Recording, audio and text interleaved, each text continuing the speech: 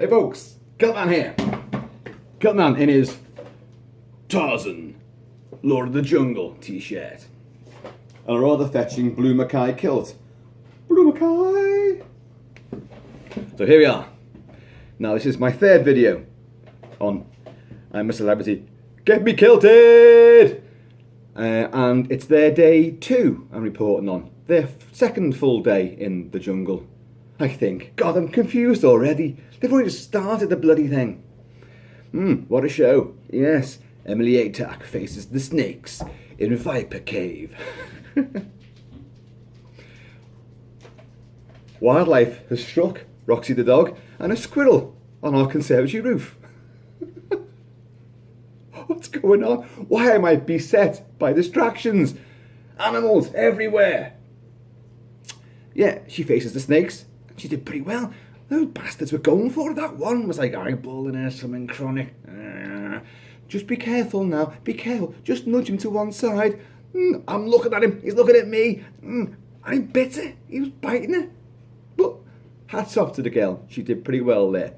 Got a few stars. Got herself some immunity. No, she got herself moved on to the other camp where they have immunity. Or whatever the hell it is. And yeah, then she had to lie in that room, that sort of sarcophagus, which is tilting, water sloshing this way and that, and all the snakes come in. And what does Dex say? Go to your happy place. I think the snakes misheard that because they seem to be heading towards her happy place. As snakes often do. Anyway, yeah, she did really well. I was impressed with her. After their big screaming fit, the day before coming out the helicopter, she's a bit of a doer, a bit of a go-getter. So I'm impressed. And Haggerty, I forget which group's which. You've got you've got Croc Creek, Snake Rock. One of them are getting persecuted all the time and getting shit rations. Well, they're all shit rations, aren't they? And the other one's getting immunity and the better version of shit dropped in food aid from the sky.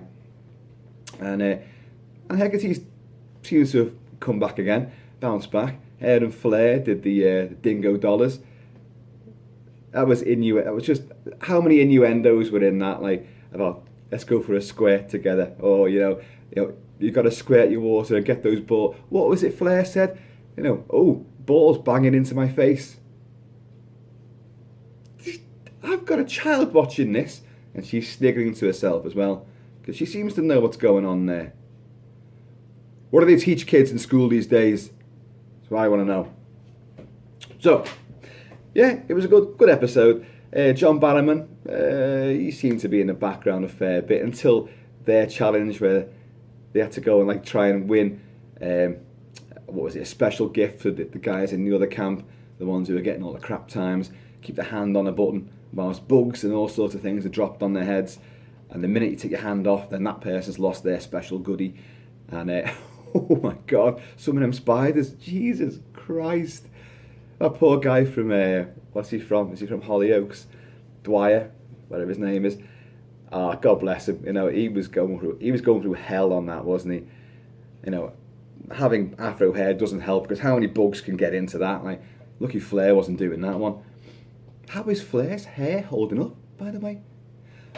One thing about Flair, I said at the start, she's going to be some eye candy. Little did I know that she's given up the music industry, music biz, to become some kind of power lifter. Seeing them thighs? And that ass? My God! Jesus Christ! It's like she's had the legs transplanted off Anne and put onto her body. Their thighs are like that! God! You know what? You're not going to go hungry in the jungle when you've got hair and you've got Anne Haggerty there. Either that or they're going to eat you. But, there's plenty of meat on offer. But then you've got the vegans there. The vegans, the Vulcans, the whatevers. How are they coping? Anyway, it's all good stuff. It's all exciting stuff. Holly Willibooby is getting worse at presenting this. Her really protracted, staged, horrible idea of creating suspense while someone's undergoing a bush tucker trial.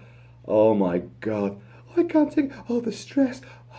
What's going through your mind now? I can't look. Oh. Yes, it's her first year doing it. Yes, there's good reasons why the one who should be doing it isn't doing it. But should she keep on doing it? She's great to look at, but my God, she's shit at hosting this, gotta say. And I think Dex seemed to struggle a little bit more this time, trying to pick up the pieces that she dropped. So, yeah, the in-between camp banter and trials, their little slot is losing its particularly funny satirical edge and bite. But hey, it's one of those things, isn't it, I suppose. Still loving the show, still loving it. Harry Redknapp, name dropping. Oh, the Royals, yeah. Was it just me, or were those amazing stories also falling rather flat? Then again, if you're stuck in the jungle and that's all you've got to listen to, you may as well make the most of it. Anne's rosary for Emily Atack going into her trial. Let's just sit together. I'm gonna read you a rosary. Didn't realise she meant she was going to read it in her own head. So when you all sit down and you're listening, it's just silence, eyes shut, and meditation. I've been laughing my ass off. Now, speaking of asses, what's her name? Rita, the one from I forget all the soaps. Oh, EastEnders, blowing off in the jungle dunny. Shouldn't you take your microphone off when you're going for a crap? Actually, she's quite good. She's quite sensible, pragmatic, apart from farting live. But she's the thing about having OCD and the autism that Anne Hegarty's got. There was a nice bit of to and fro banter, understanding, what's going on, what makes people tick, and that was nice. And she comes across as quite thoughtful. She does think things through. This is Rita now, and I had no idea who she was when she went in, and I'm liking her. I'm enjoying that. Oh, you had the girls taking showers and baths and things and sitting in the creek. Yeah, there's not much appeal this year. I don't think to that. Mind you, it was better than watching either Harry or John Barrowman going into the jungle shower. Canoles. Yeah, I'm waiting for stuff. I'm waiting for things to happen. I know. It's early days, Kilt-Man. Patience is a virtue. I don't got none. I want stuff right now. I want excitement. I want suspense. I want people butting heads. I want accidental nudity in there. I want that dog out of the shot. Always has to make her presence felt. So yeah, it's early days. Things are going to start, hotting up. Now, as it happens, I'm going to miss the next episode. Shit! Because I've got real life excitement to partake in. I'm going to a gig. Yay! Kilt-Man, party animal. So I might catch up on it at some point. But if I don't, who cares? I'll find out what's happened. And I'll report on it at some juncture in time. So there'll be more to come. But I just want to say this. Do you guys all notice the music they play in these? And it's happened for years now. It's always Hans Zimmer. You get Batman Begins, The Dark Knight Rises. Last night you had The Rock, you had Broken Arrow, you had, I made a note of it, there was others, Man of Steel, that's always there, and Pirates of the Caribbean. Oh my God, how much, this guy's a multi-millionaire soundtrack composer anyway. Does he really need all this money from I'm a Celebrity? Because everything that they do, it's scored to his music. Except for one track, one little track, which I was racking my brains, being the soundtrack buff and a movie buff. I know all my soundtracks, and I was going, oh, what is it? God, I don't know. I was going through all my stacks of CDs, and then I found it. It was from 28 Days Later, yes, and it played a prevalent part in last night's episode. So, folks, that's a little resume of what's going on so far. There's bound to be bits I've forgotten, bits I should have said, but then again, that's where you can comment below and let me know. So, anyway, until the next time, Kilt-Man is your jungle guide. I will be back.